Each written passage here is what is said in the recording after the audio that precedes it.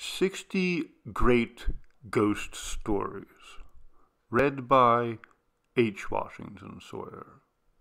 Tonight's story, In the Court of the Dragon, by Robert W. Chambers.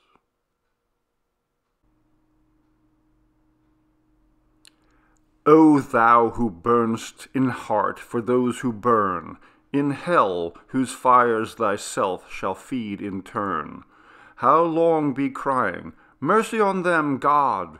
Why, who art thou to teach and he to learn? In the church of Saint-Barnabé, vespers were over. The clergy had left the altar. The little choir boys flocked across the chancel and settled in the stalls. A Swiss in rich uniform marched down the south aisle, sounding his staff at every fourth step on the stone pavement. Behind him came that elegant preacher and good man, Monseigneur C. My chair was near the chancel rail. I now turned toward the west end of the church.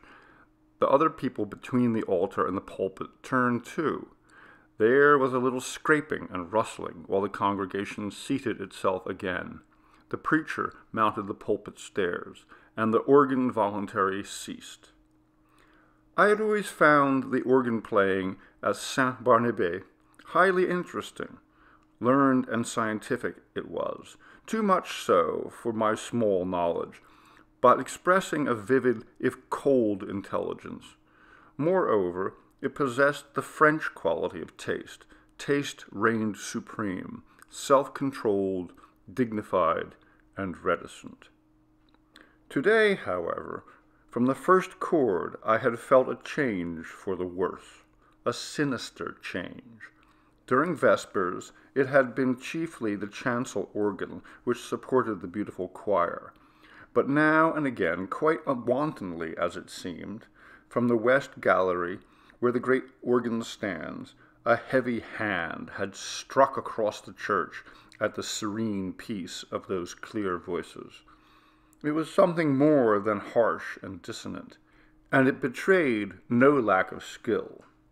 As it recurred again and again, it set me thinking of what my architect's books say about the custom in early times to consecrate the choir as soon as it was built, and that the nave, being finished sometimes half a century later, often did not get any blessing at all. I wondered idly if that had been the case at Saint-Barnabé, and whether something not unusually supposed to be at home in a Christian church might have entered undetected and taken possession of the west gallery. I had read of such things happening, too, but not in works on architecture. Then I remembered that Saint-Barnabé was not much more than 100 years old, and smiled at the incongruous association of medieval superstitions with that cheerful little piece of 18th century rococo. But now vespers were over, and there should have followed a few quiet chords fit to accompany meditation, while we waited for the sermon. Instead of that, the discord at the lower end of the church broke out with the departure of the clergy, as if now nothing could control it. I belong to those children of an older and simpler generation who do not love to seek for psychological subtleties in art. I have ever refused to find in music anything more than melody and harmony, but I felt that in the labyrinth of sounds now issuing from that instrument there was something being hunted. Up and down the pedals chased him, while the manuals blared approval. Poor devil, whoever he was, there seemed little hope of escape. My nervous annoyance changed to anger. Who was doing this? How dare he play like that in the midst of a divine service? I glanced at the people near me. Not one appeared to be in the least disturbed. The placid brows of the kneeling nuns, still turned towards the altar, lost none of their devout abstraction under the pale shadow of their white headdress. The fashionable lady beside me was looking expectantly at Monseigneur C. For all her face betrayed, the organ might have been singing an Ave Maria. But now, at last, the preacher had made the sign of the cross and commanded silence. I turned to him gladly. Thus far, I had not found the rest I had counted on when I entered Saint-Barnabé that afternoon. I was worn out by 3 nights of physical suffering and mental trouble. The last had been the worst, and it was an exhausted body and mind benumbed and yet acutely sensitive, which I had brought to my favorite church for healing. For I had been reading The King in Yellow. The sun ariseth, they gather themselves together, and lay them down in their dens. Monseigneur C. delivered his text in a calm voice, glancing quietly over the congregation. My eyes turned, I knew not why, toward the lower end of the church. The organist was coming from behind his pipes and passing along the gallery on his way out. I saw him disappear by a small door that leads to some stairs that descend directly to the street. He was a slender man, and his face was as white as his coat was black. Good riddance, I thought, with your wicked music. I hope your assistant will play the closing voluntary. With a feeling of relief, with a deep, calm feeling of relief, I turned back to the mild face in the pulpit and settled myself to listen. Here, at last, was the ease of mind I longed for. "My children," said the preacher, "one truth the human soul finds hardest of all to learn, that it has nothing to fear. It can never be made to see that nothing can really harm it." Curious doctrine, I thought, for a Catholic priest. Let us see how he will reconcile that with the Fathers. "Nothing can really harm the soul," he went on, in his coolest, clearest tones, "because—" I had never heard the rest. My eye left his face. I knew not for what reason, and sought the lower end of the church. The same man was coming out from behind the organ and passing along the gallery the same way. But there had not been time for him to return, and if he had returned, I must have seen him. I felt a faint chill, and my heart sank, and yet his going and coming were no affair of mine. I looked at him. I could not look away from his black figure and his white face.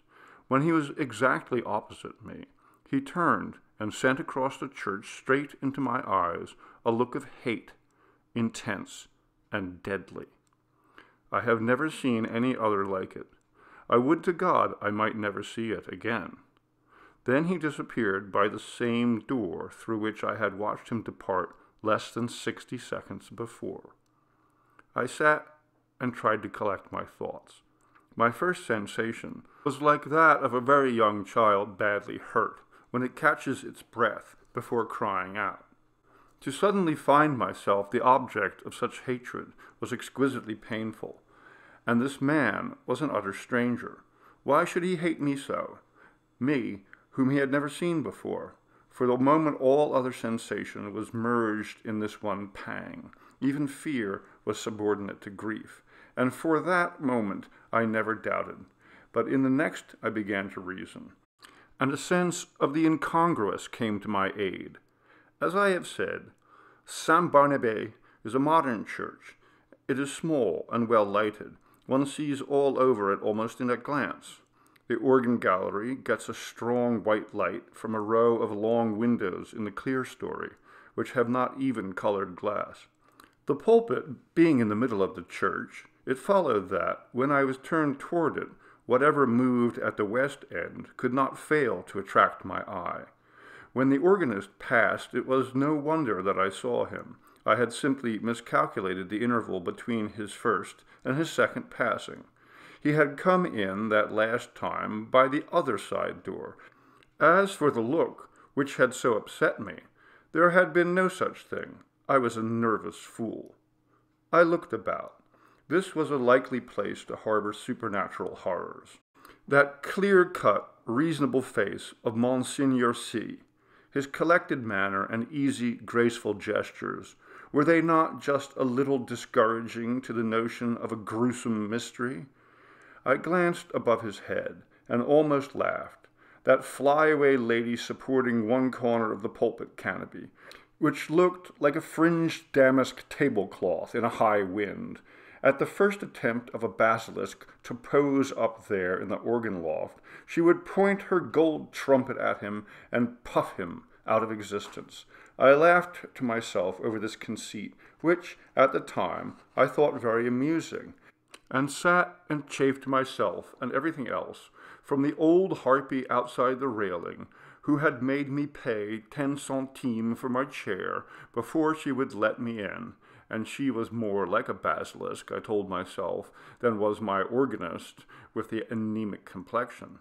From that grim old dame to, yes, alas, Monseigneur C. himself, for all the devoutness had fled.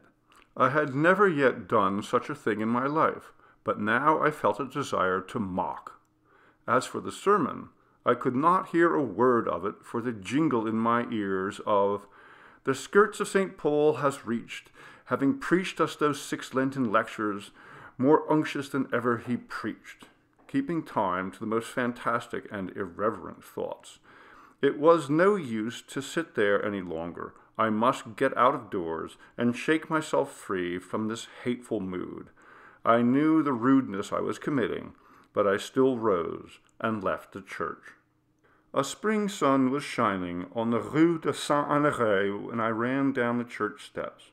On one corner stood a barrow full of yellow jonquils, pale violets from the Riviera, dark Russian violets, and white Russian hyacinths in a golden cloud of mimosa. The street was full of Sunday pleasure-seekers.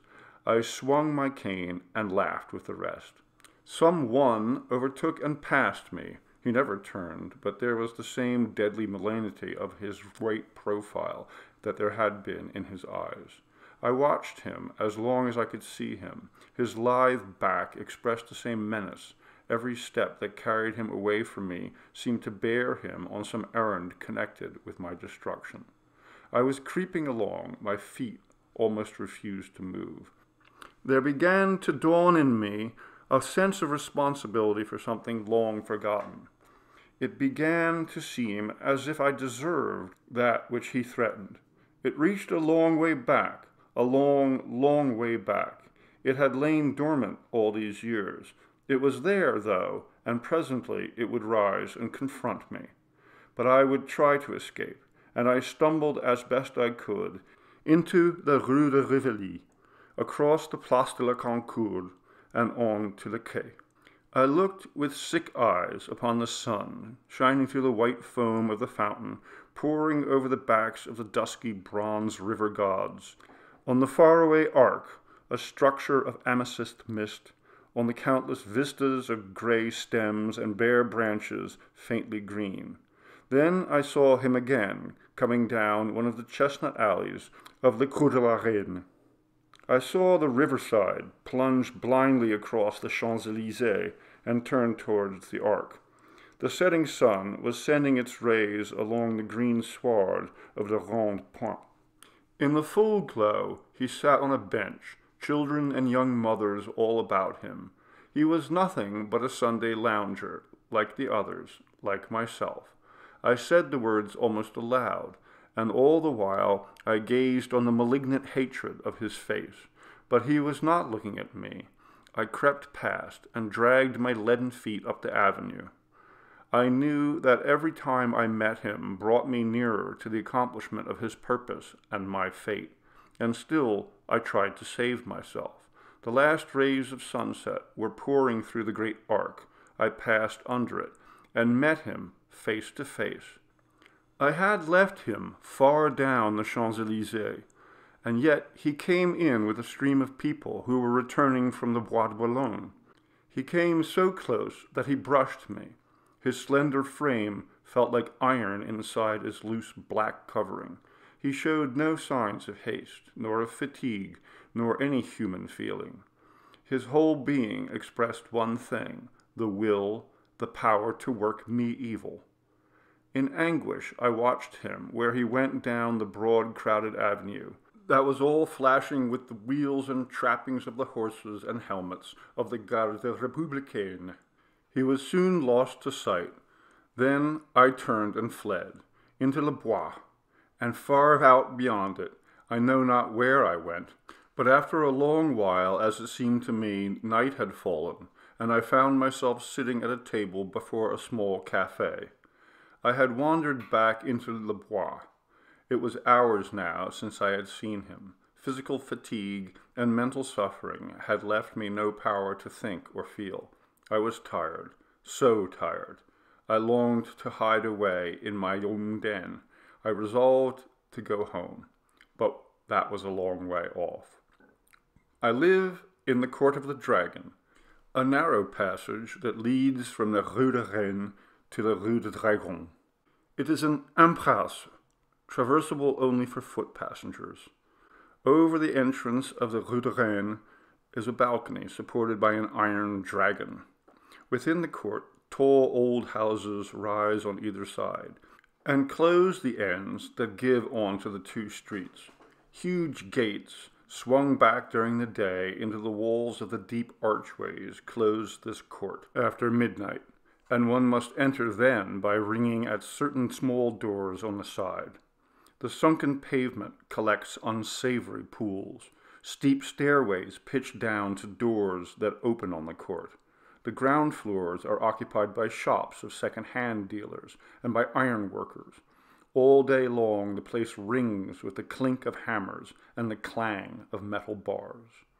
Unsavory as it is below, there is cheerfulness and comfort and hard, honest work above. 5 flights up are the ateliers of architects and painters, the hiding places of middle-aged students like myself who want to live alone. When I first came here to live, I was young, but not alone. I had to walk a while before any conveyance appeared, but at last I had almost reached the Arc de Triomphe again. An empty cab came along and I took it. From the Arc to the Rue de Rennes is a drive of more than half an hour, especially when one is conveyed by a tired old cab horse that has been at the mercy of Sunday fete makers. There had been time before I passed under the dragon's wings to meet my enemy over and over again, but I never saw him once, and now refuge was close at hand. Before the wide gateway, a small mob of children were playing. Our concierge and his wife walked among them. With their black poodle, keeping order, some couples were waltzing on the sidewalk. I returned their greetings and hurried in. All the inhabitants of the court had trooped out into the street. The place was quite deserted, lighted by a few lanterns hung high up, in which the gas was burning dimly. My apartment was at the top of a house, halfway down the court, reached by a staircase that descended almost into the street, with only a bit of passageway intervening. I set my foot on the threshold of the open door. The friendly old ruinous stairs rose before me, leading up to rest and shelter. Looking back over my right shoulder, I saw him 10 paces off. He must have entered the court with me. He was coming straight on, neither slowly nor swiftly, but straight on to me. And now he was looking at me. For the first time since our eyes encountered across the church, they met now again, and I knew that the time had come. Retreating backward, down the court, I faced him. I meant to escape by the entrance on the Rue de Dragon. His eyes told me that I never should escape. It seemed ages while we were going, I retreating, he advancing, down the court in perfect silence. But at last I felt the shadow of the archway, and the next step brought me within it. I had meant to turn here and spring through into the street, but the shadow was not that of an archway. It was that of a vault. The great doors on the Rue de Dragon were closed. I felt this by the blackness which surrounded me, and at the same instant I read it in his face.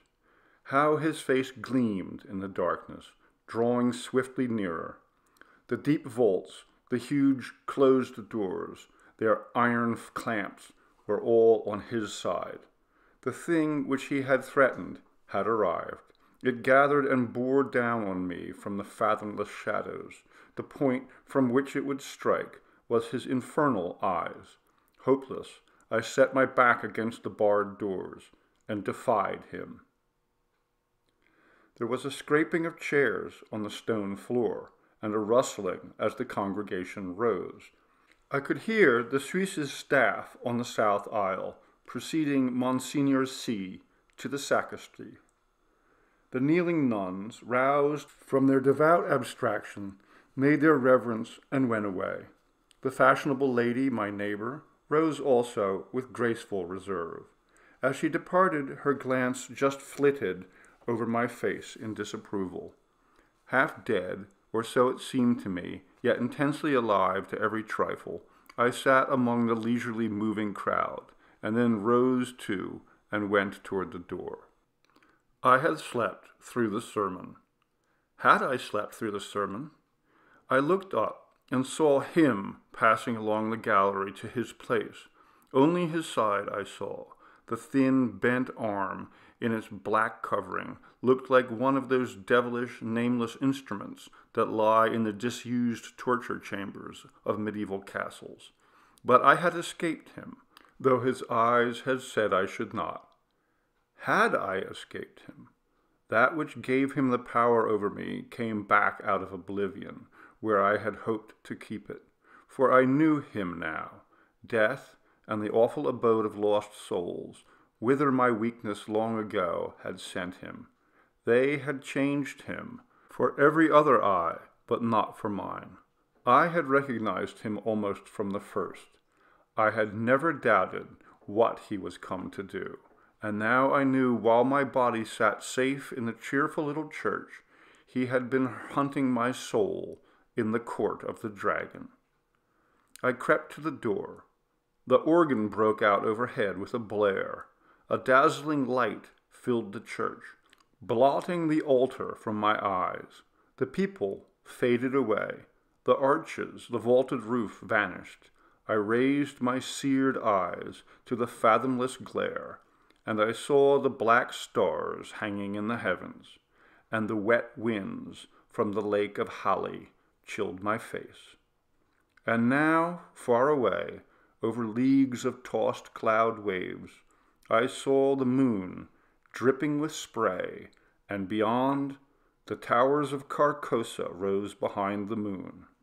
Death, and the awful abode of lost souls, whither my weakness long ago had sent him, had changed him for every other eye but mine. And now I heard his voice, rising, swelling, thundering through the flaring light, and as I fell, the radiance increased, and increasing, poured over me in waves of flame. And then I sank into the depths, and I heard the king in yellow whispering to my soul, "It is a fearful thing to fall into the hands of the living God."